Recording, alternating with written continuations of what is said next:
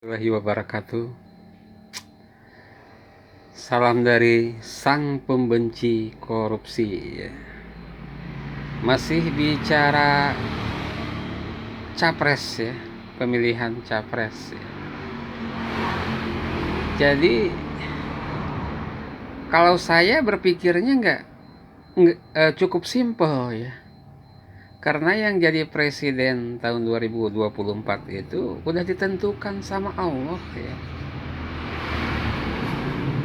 Nah, tinggal sekarang ini prosesnya ya.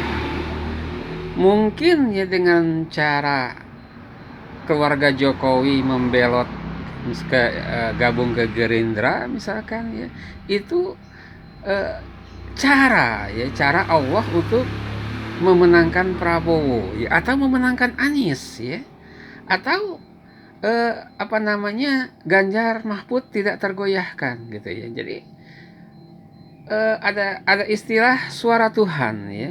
Jadi yang memilih itu rakyat, yang menyoblos itu rakyat.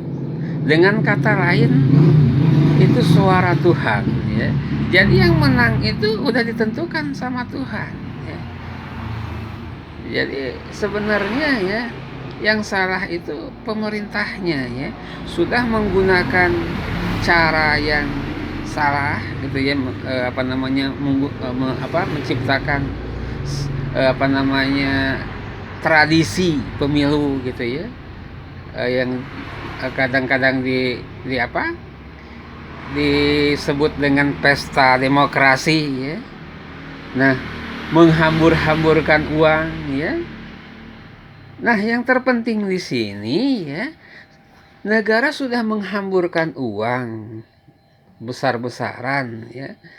Nah, negara juga harus memikirkan efek positif atau manfaat pemilu itu buat rakyat seperti itu ya. Terutama nanti siapa pemenangnya ya. Itu dulu ya. Nah, sekarang ini ya bukan elektabilitas yang diutamakan, tapi kualitas gitu loh ya.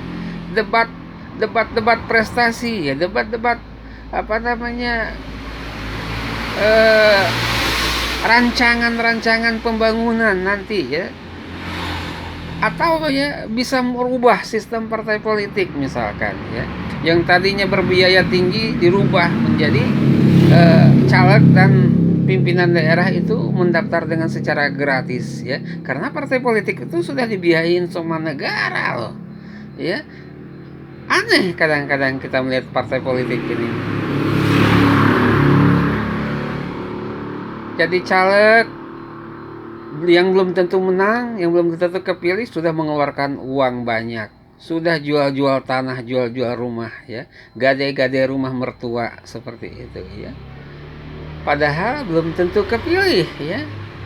Nah, kalau nggak kepilih kiamat yang model begitu ya. Sementara ya, partai politiknya membangun tower ya, membangun kantor pusat yang menjulang tinggi ya, seperti itu. Jadi ada kesenjangan, ada pemerasan di situ ya. Ada pula unsur apa namanya, judinya seperti itu. Jadi ya, kita sebenarnya masalah pilpres ini ya serahkan sama Allah saja ya, dan Allah sudah punya pilihan ya. Dari 1000 tahun yang lalu Allah sudah tahu siapa yang akan menjadi presiden tahun 2024 ya. Nah, percuma juga ya negara mengeluarkan dana besar ya, partai politik yuk mengeluarkan dana besar ya, saling apa namanya, menghambur-hamburkan uang ya, lebih besar ya.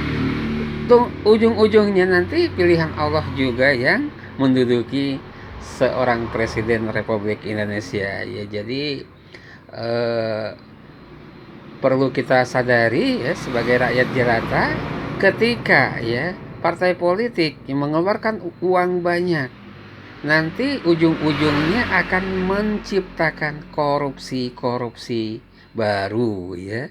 Itu yang rugi ya rakyat-rakyat lagi ya. Lalu manfaatnya buat masyarakat atau buat rakyat itu apa pemilu ini ya?